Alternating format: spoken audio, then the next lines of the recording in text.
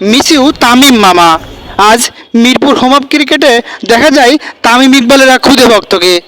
এভাবেই miss you Tamim মামা লিখে দাঁড়িয়ে থাকতে দেখা যায় এই তামিম ইকবালের খুদে ভক্তকে। নুসরাত জাহান নীরা, তিনি তামিম ইকবালকে খুব পছন্দ করেন এবং আজ মিরপুর হোম অফ ক্রিকেটে এসে তামিম ইকবালের সঙ্গে দেখা হয়ে যায় এই তামিম ইকবালের খুদে ভক্ত নুসরাত জাহান নীরার।